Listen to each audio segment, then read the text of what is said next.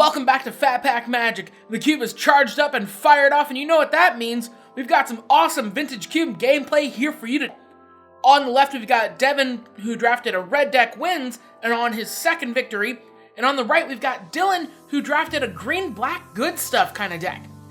Going over their hands, and it looks like they're both about to keep, as Devyn starts off with a Mutavault. And here comes his signature Bomat Courier, crashing in for 1 damage and putting a card underneath it as he passes the turn back to Dillon. Dillon starts off his turn with a Swamp Mox Opal, and here comes an Una's Prowler, a 3-1 with a discard ability normally found in Reanimator decks, but it's still a 3-1 flyer.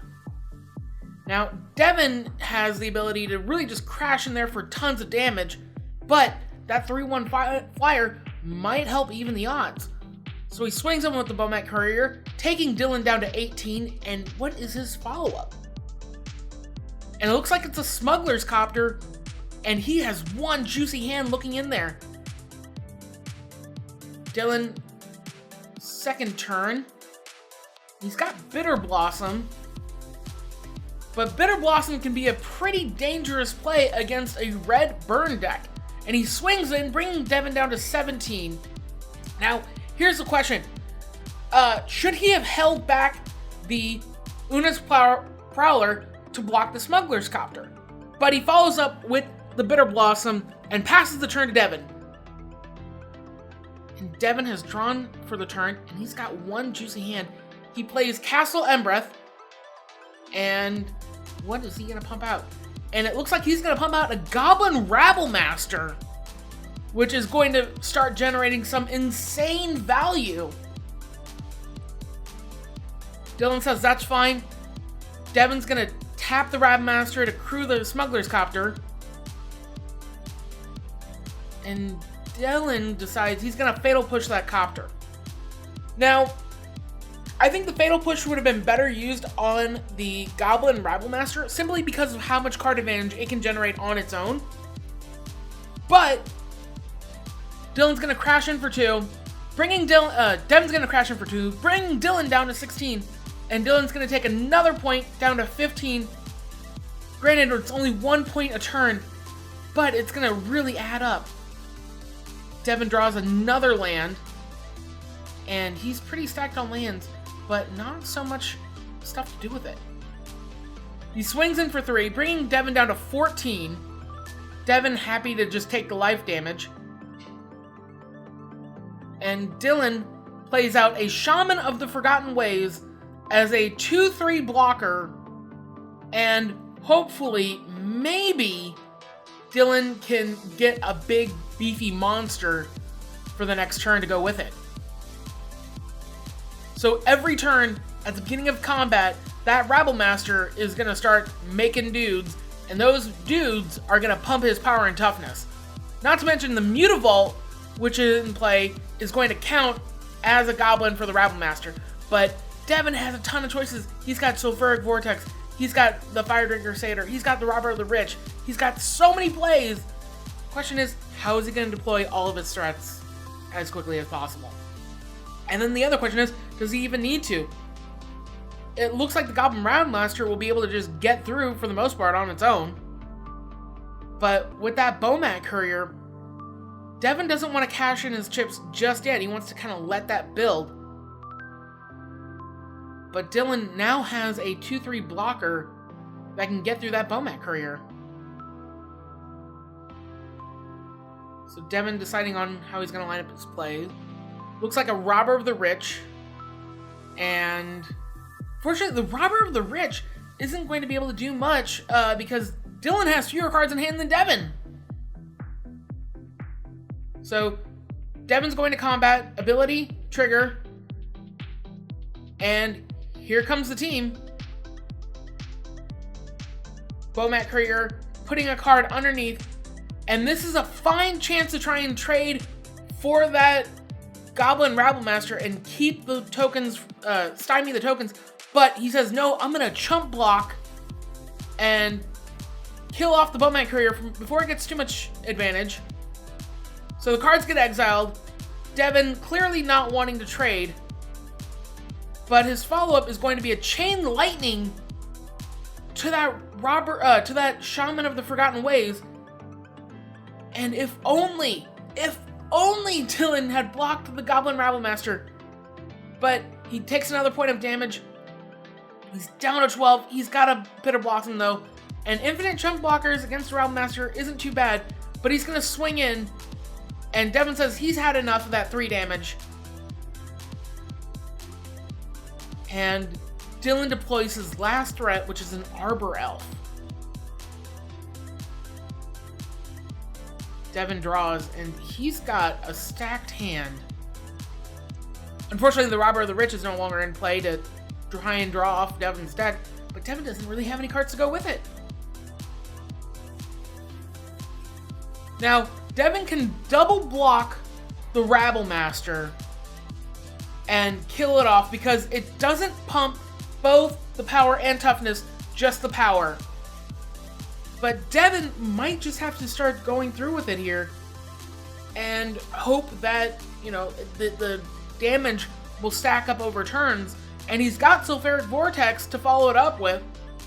And with Dillon being at 12 life and taking a point every turn with that Bitter Blossom, the clock is ticking here.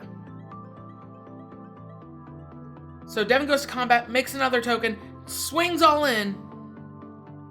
But Dillon decides he's only going to chump block the Rabblemaster and take 3, bringing him down to 9.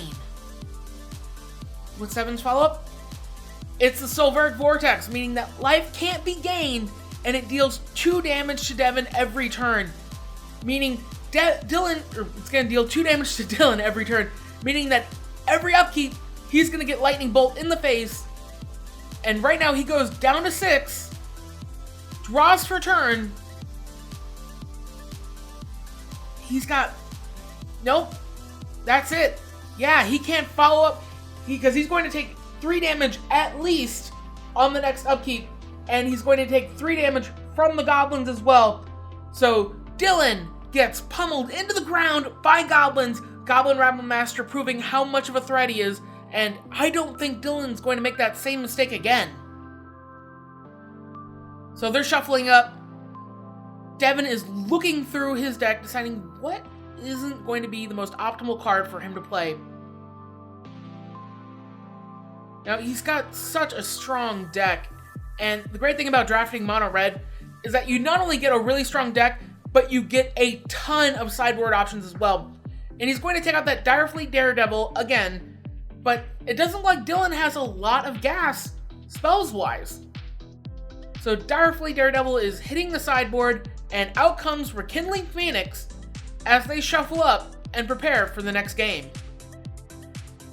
Dillon looking through his sideboard, and unfortunately he's got a lot of targets, but not a lot that can really go toe-to-toe against the mono red deck.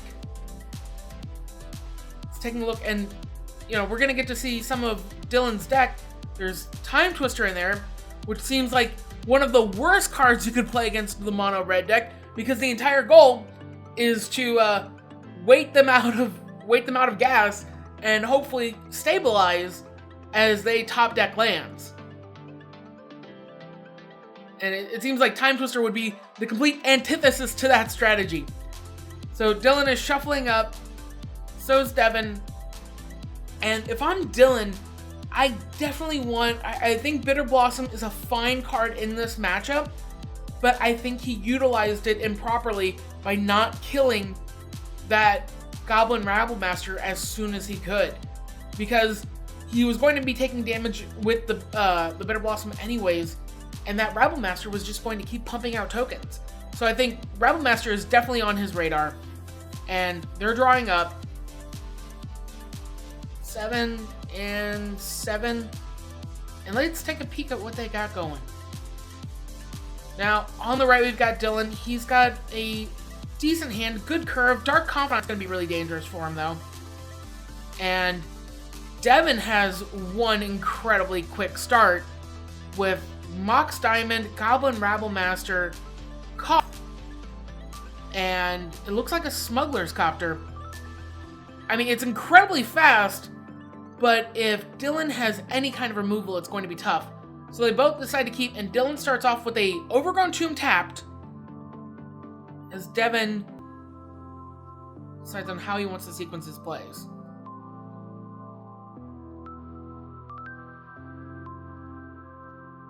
So he's going to start with the Mountain, then Mox Diamond, discarding the Mountain, tapping 2, and there's a Smuggler's Copter. Not a bad turn 1. Devyn finds another land, plays a Swamp, and down comes Dark Confidant, an incredibly dangerous play, and Dillon is only hoping that there's going to be lands on top, but there's a Goblin Guide, and it's going to crash in at Dillon for 3 damage as Devyn gets to loot.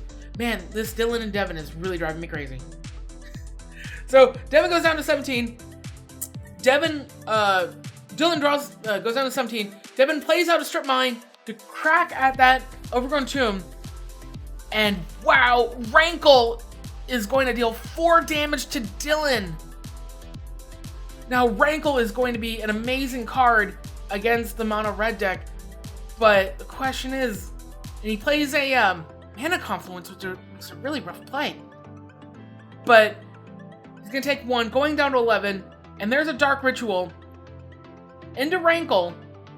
Now, Rankle is going to start being able to kind of hit at Devyn's life total and start clearing away parts of that board as Dillon decides what modes he wants to choose on damage.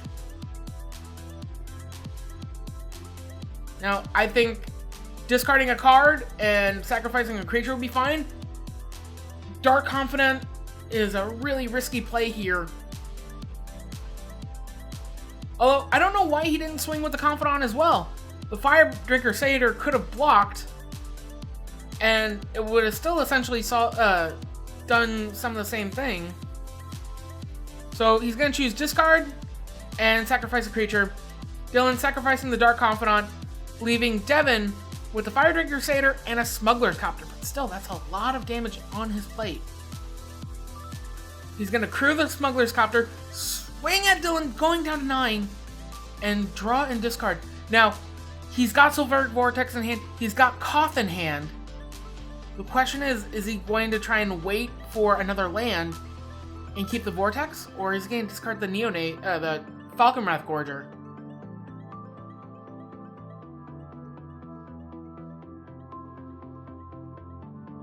Devyn looks like he's going to be discarding that Koth. He's got it separated from his hand.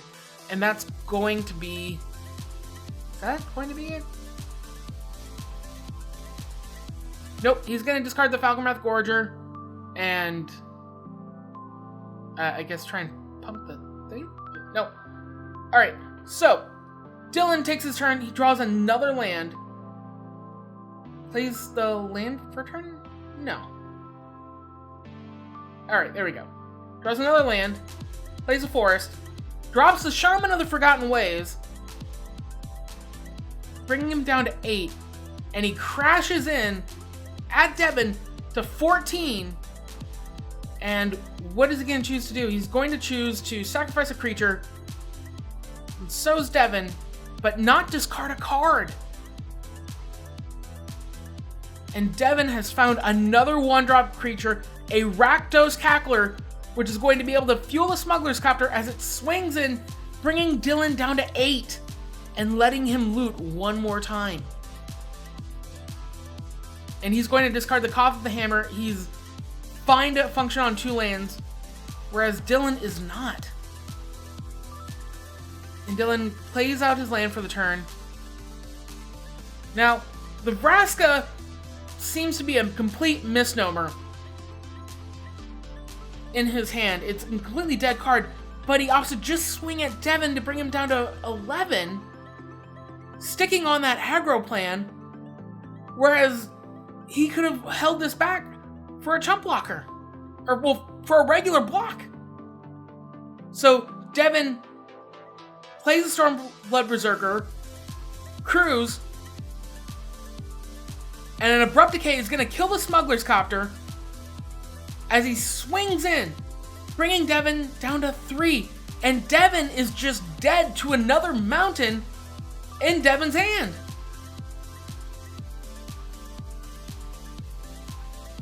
So he plays creature for turn, and he's going to pass it back. Man, Dillon is on a completely different game plan than I could have ever expected. But the Earthshaker Kenra makes it so the Boreal Druid can't block, and that is 3 damage Xaxes no matter how you slice it, and Dillon goes down again, proving that Devyn's red deck wins deck does in fact win.